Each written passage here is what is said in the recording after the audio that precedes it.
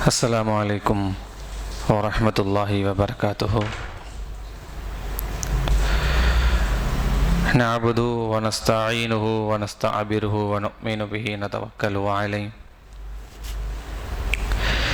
ونعوذ بالله من شرور أنفسنا ومن سيئات أعمالنا. من يهدي الله فلا مضل له ومن يضلله فلا هادي له.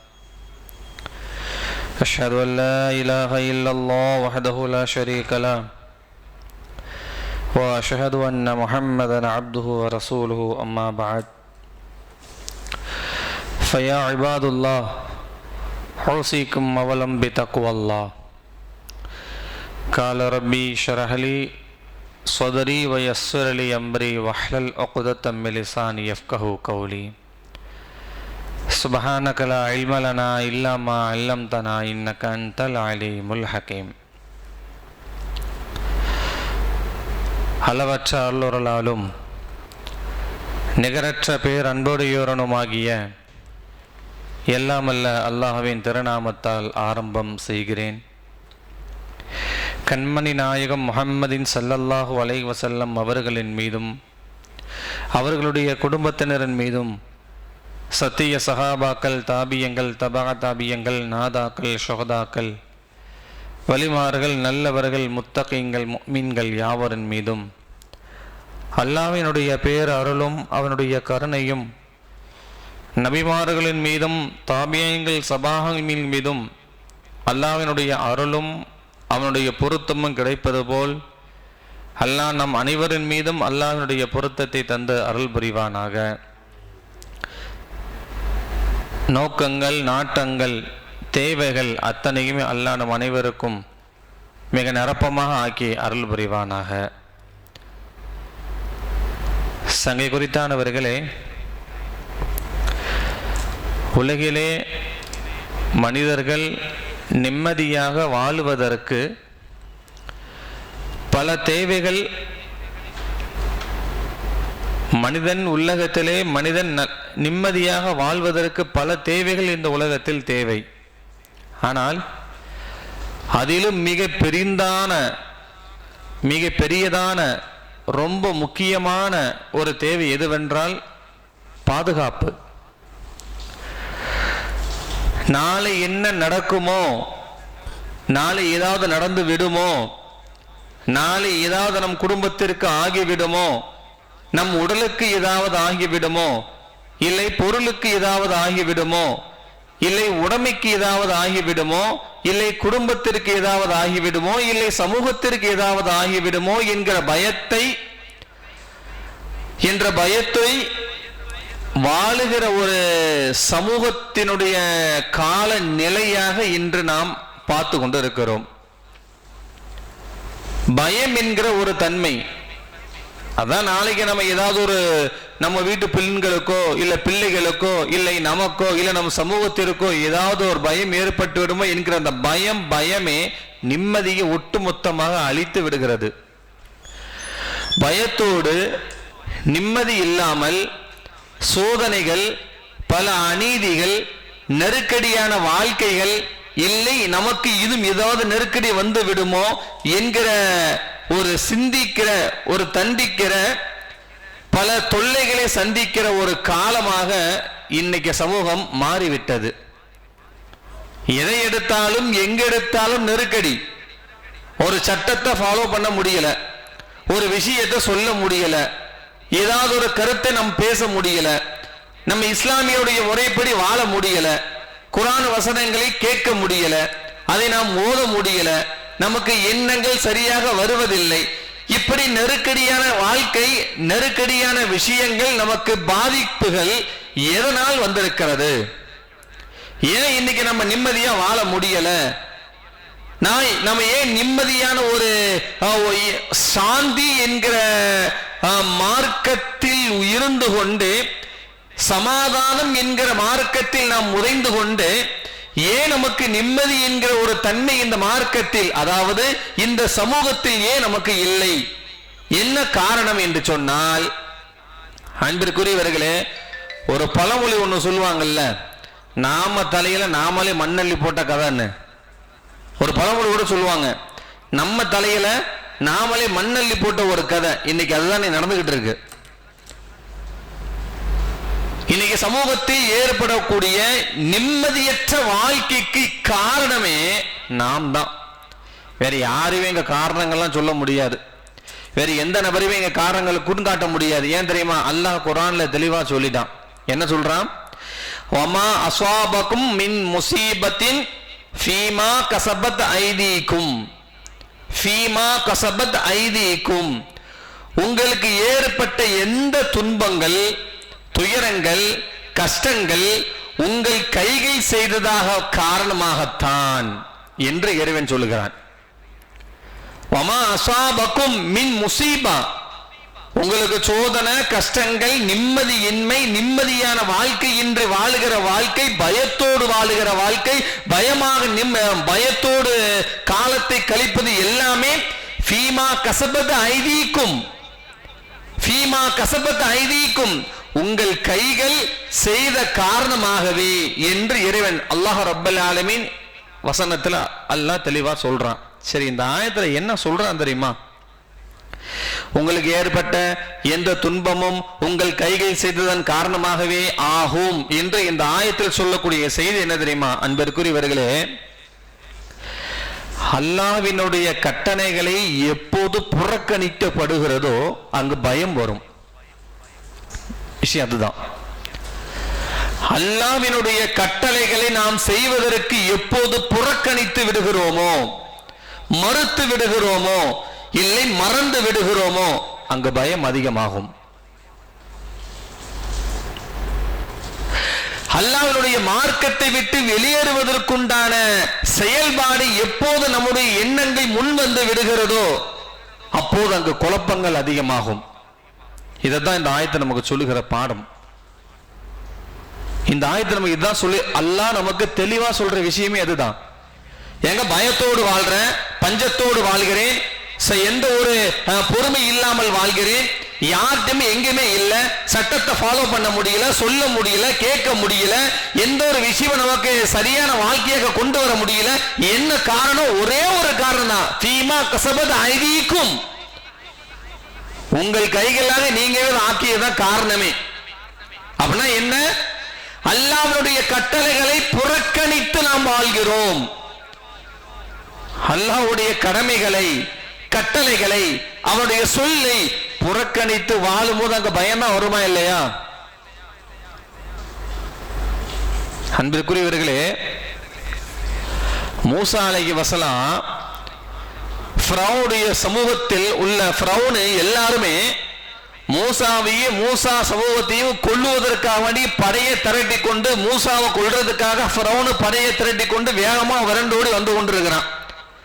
மூசா சமுதாயத்தை கூட்டு போய் காப்பாற்றுவதற்காக வேண்டி கூட்டு போயிட்டே இருக்கிறாங்க. இடையில நைல் நதி கூட்ட வந்தவங்க என்ன சொன்னாங்க தெரியுமா? என்ன மூசாவே, உங்களை நம்பிதானே நாங்க வந்தோம், உங்களை நம்பிதானே நாங்க செஞ்சோம், உங்களை நம்பிதானே அவனை பகைச்சோம். ஆனா இப்ப கடலா இங்க இருக்க, நாங்க என்ன செய்யறது? இப்போ வந்துருவானு, என்ன பண்ணணும், என்ன செய்யணும்?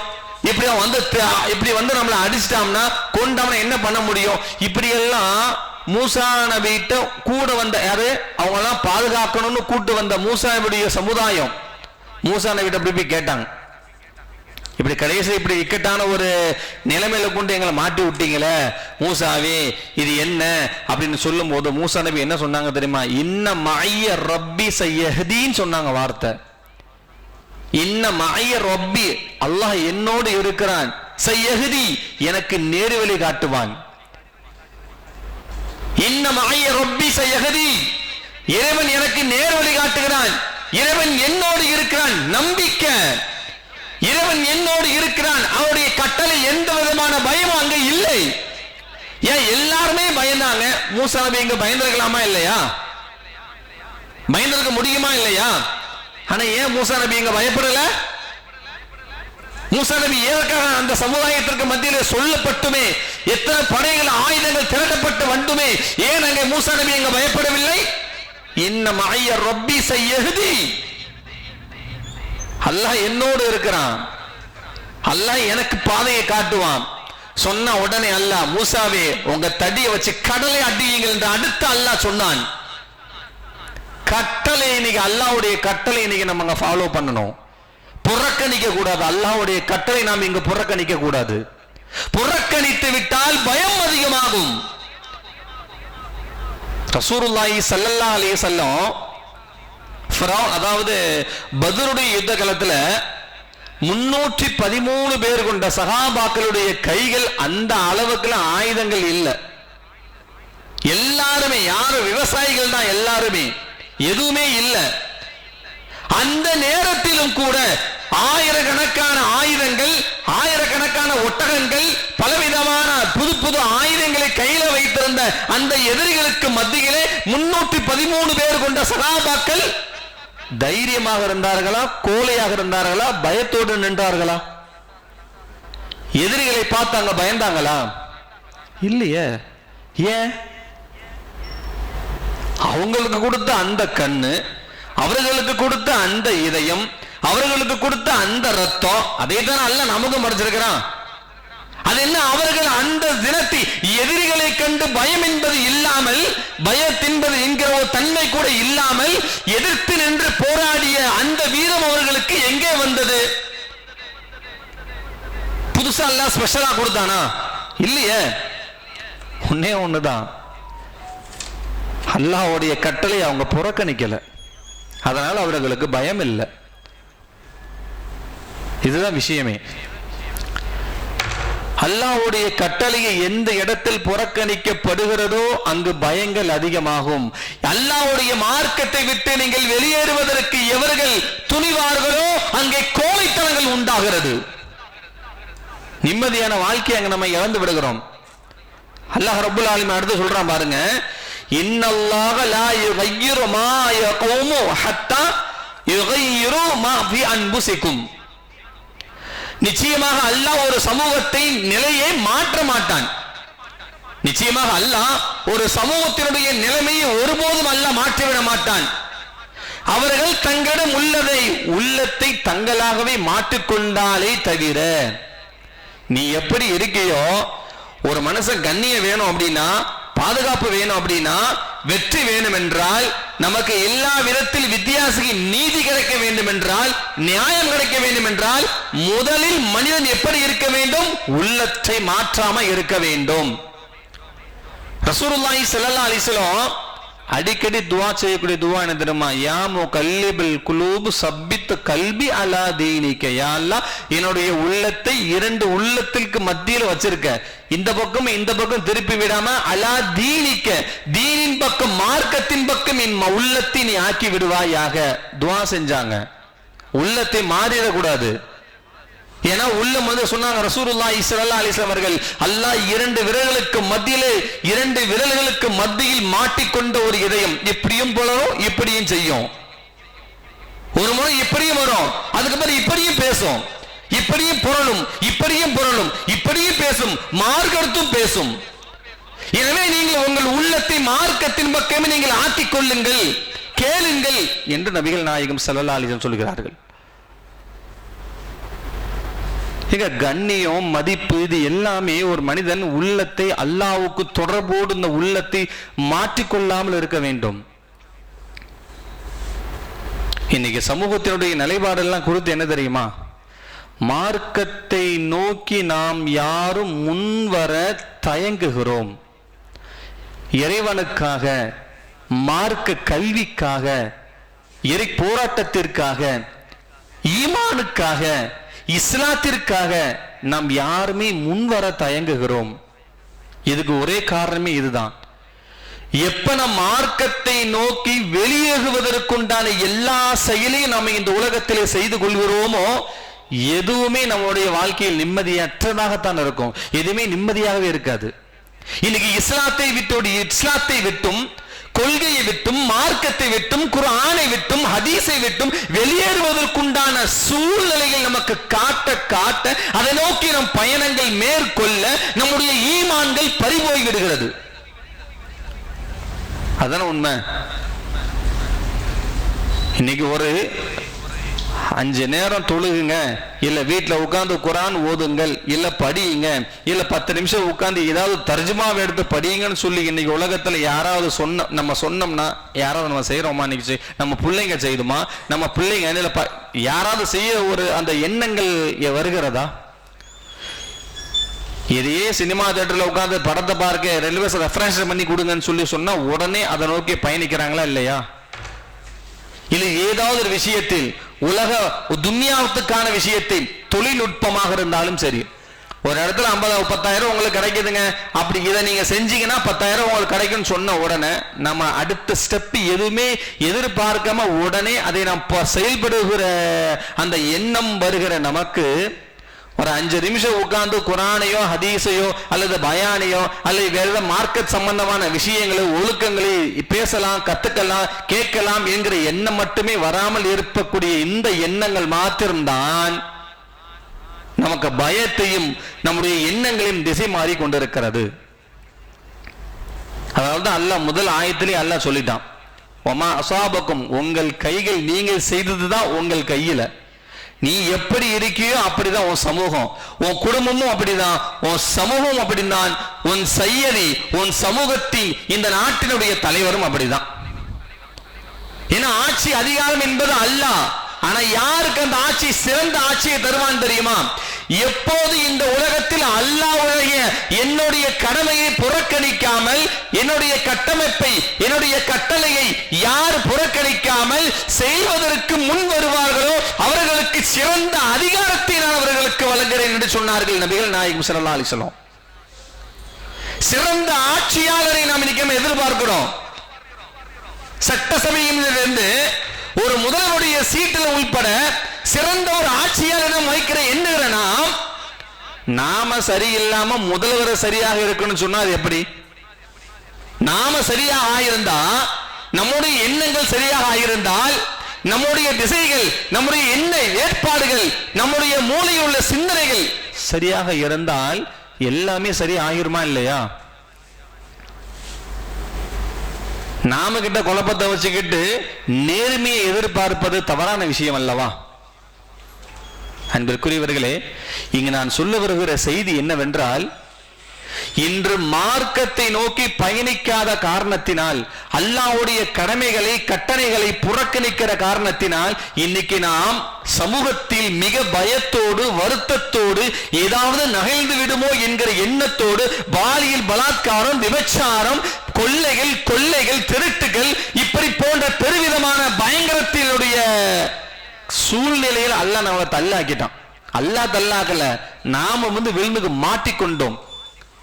மீன்ல வலையில போய் மாட்டிக்கொள்றது போல இன்னைக்கு சரியான ஒரு வலையில போய் இன்னைக்கு நம்ம மாட்டிக்கிட்டு முழிச்சுக்கிட்டு இருக்கோம். காரணம் ஒன்னே ஒண்ணுதான், வலையில் மாட்டிக்கொண்ட நாம் அதை விட்டு வெளியே வருவதற்கு சிறந்த ஒரு வழிதான் இந்த குர்ஆன்.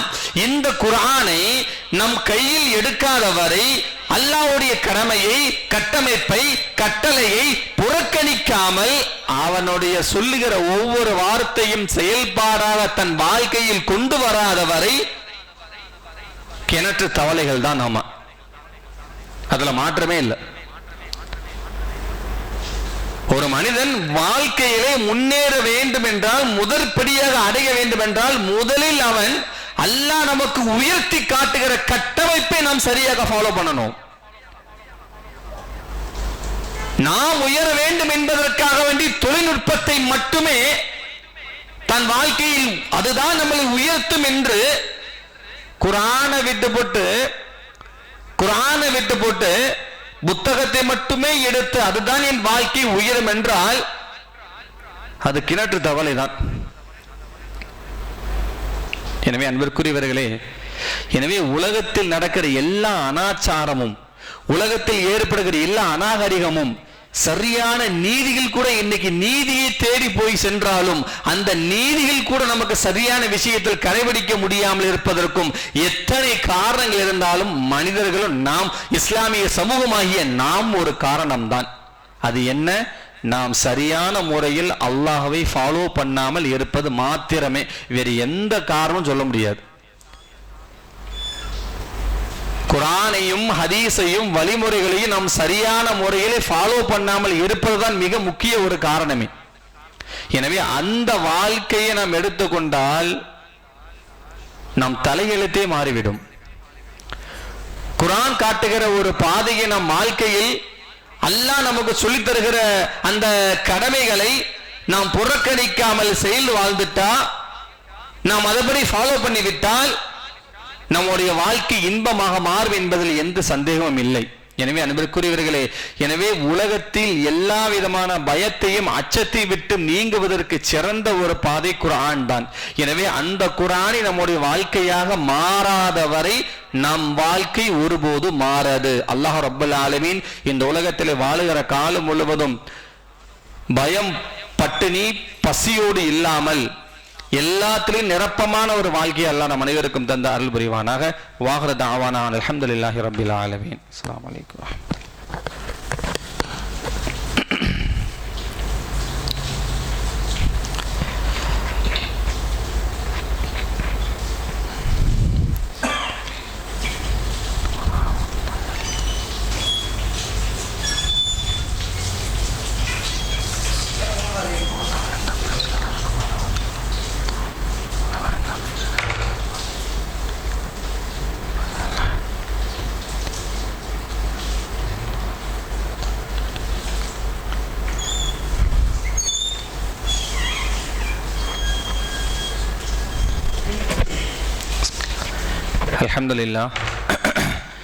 அல்ஹம்துலில்லாஹி ரப்பில் ஆலமீன் வஸ்ஸலாத்து வஸ்ஸலாமு அலா சய்யிதினா முஹம்மதின் வ அலா ஆலிஹி வ அஸ்ஹாபிஹி அஜ்மாயின்.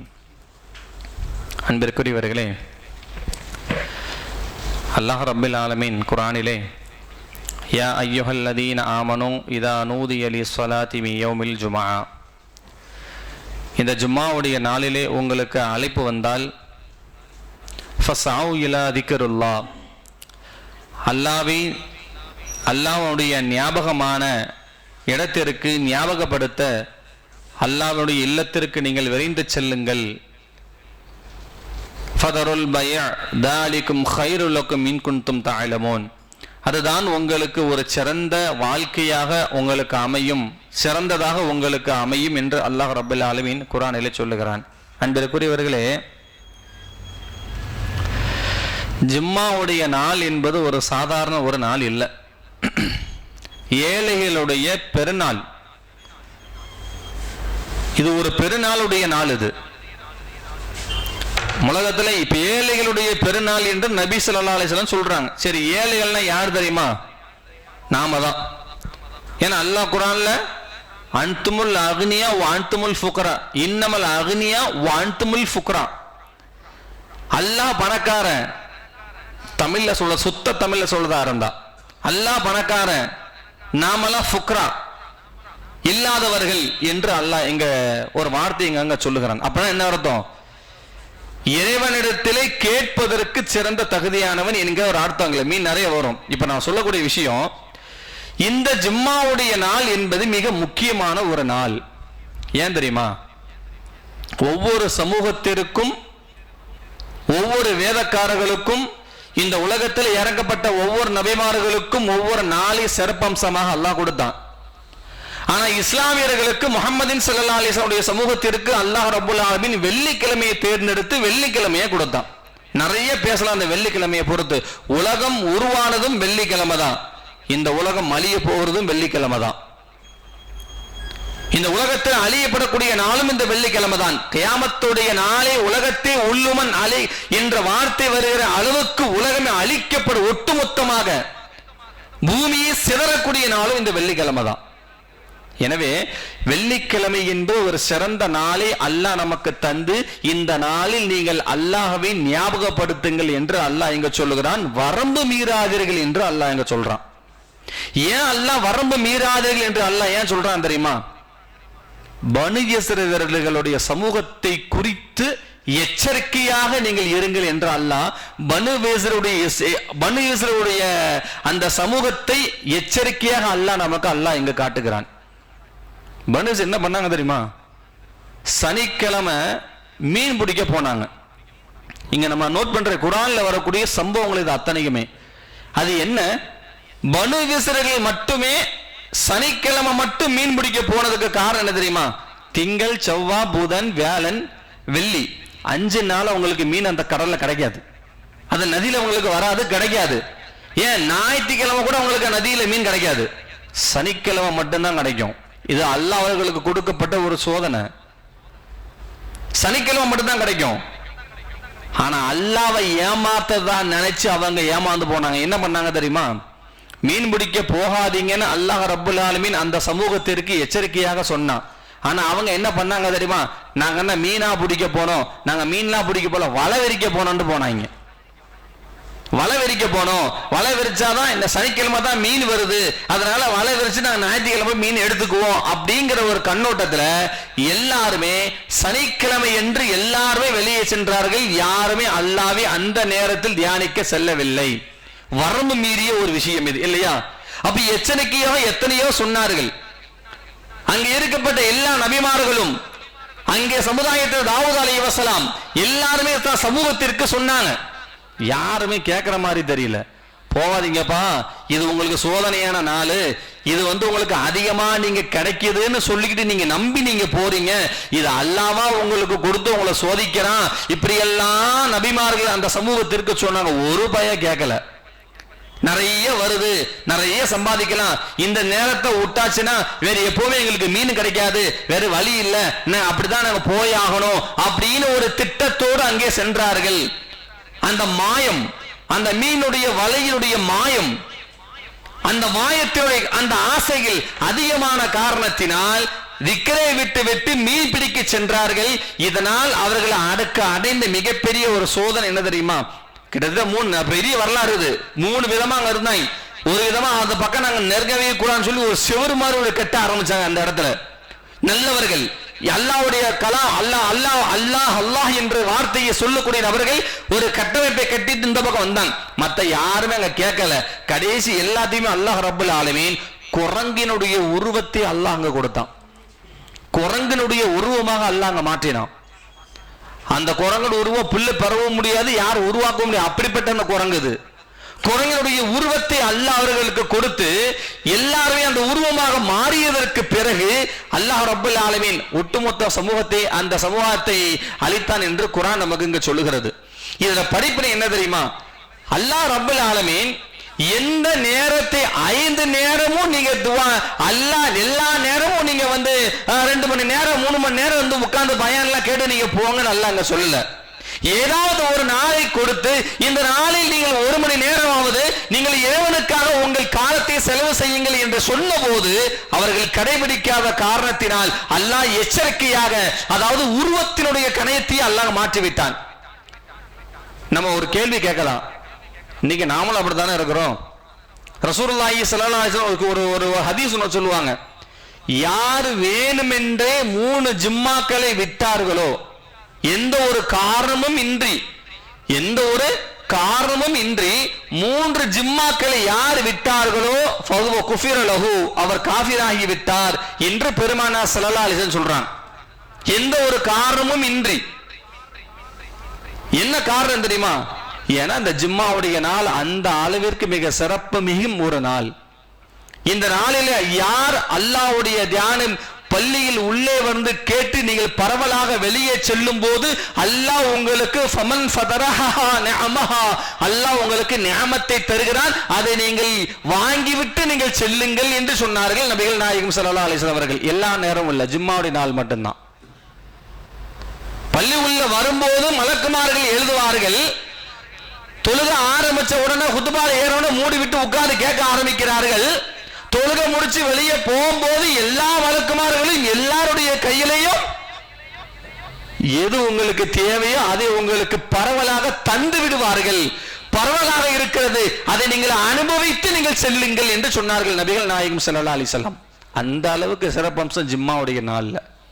எனவே அந்த ஜிம்மாவுடைய நாள்ல நம்ம ஒருபோதும் வீணடிக்க கூடாது. இந்த நாளில் நம்ம அதிகமாக அல்லாஹ்வை ஞாபகப்படுத்த வேண்டும் என்ற எண்ணத்தை அல்லாஹ் நமக்கு தந்தான். எனவே இந்த ஜும்மாவுடைய நாளை அல்லாஹ் ரப்பல் ஆலமீன் நமக்கு பேச நேரம் இல்லாதனால சரியா ஒரே விஷயம்தான், இந்த ஜும்மாவுடைய நாளை யாரும் வீணான விஷயத்தில் செயல்படுத்த விடாமல் நல்ல விஷயத்தை பயன்படுத்தி மார்க்கத்தை தீனை நம்முடைய வாழ்க்கையை கொண்டு வர அல்லாஹ் ரப்பல் ஆலமீன் அல்லாஹ்விடத்தில் நாம் அதிகமாக வேண்டிக் கொள்ள வேண்டும், கேட்டுக்கொள்ள வேண்டும். இந்த ஜும்மாவுடைய நாள் நம்ம எப்போ ஆரம்பிக்குது அப்படின்னா நம்ம தெரியும், 1 மணிக்கு பாங்க சொல்றாங்களா, உள்ள வந்து பயனை கேட்டு தொழுது அந்த நேரம் வெளியே போய் அது வரையும் இந்த ஜும்மாவுடைய நேரம். அதுக்கப்புறம் வந்தவங்க ஜும்மா தொழுகை முடிஞ்சாச்சு அப்படின்னா அடுத்து 2 ரக்காத்து முடிச்சதுக்கு அப்புறம் ஒரு ஆள் வந்து தொழுறாங்கன்னா அவங்க ஜும்மாவை தொழுவ முடியாது, லுஹரா தான் தொழுவ முடியும். அவங்க லுஹரா தான் தொழுவ முடியுமே தவிர நான் 2 ரக்காத்து ஜும்மா நஃபீல் ஜும்மா நீயத்தை வச்சு நான் தொழுவ போறேன் அப்படிலாம் தொழுவ முடியாது, லுஹரா தான் தொழுவ முடியும். ஏன்னா அந்த அளவுக்கு பெனிஃபிட் இந்த தொழுகையில் உண்டு. இந்த ஜும்மாவில் அல்லாஹ் ரப்பல் ஆலமீன் இந்த ஜும்மாவுடைய நன்மையை அல்லாஹ் முழுவதும் அல்லாஹ் நமக்கு தந்த அருள் புரிவானாக. ஃபஇன்னமா வஸ்திகாஃப ரப்பி وعلينا ذكره كان أبو بكر الصديق رضي الله تعالى عنه فإن محراب عمر بن الخطاب رضي الله تعالى عنه وزكاف رضوان عثمان بن عفان رضي الله تعالى عنه لحندق البدرين علي بن أبي طالب رضي الله تعالى عنه وسيد الجنة وفاطمة الزهراء رضي الله تعالى عنه والحسين بن الحسين رضي الله تعالى عنهما. اللهم أمير المؤمنين والمؤمنات والمسلمين والمسلمات والأحياء منه والأموات إنك مجيب الدعوات برحمتك يا أرحم الراحمين والحمد لله رب العالمين. إن الله يأمرك بالعدل والإحسان وإيتاء ذي القربى وينهى عن الفحشاء والمنكر والبغي لعلكم تذكرون واذكروا الله وجيبوا لذكر الله تعالى وأولى وعز وأجل وأتم وأقواه الله أكبر.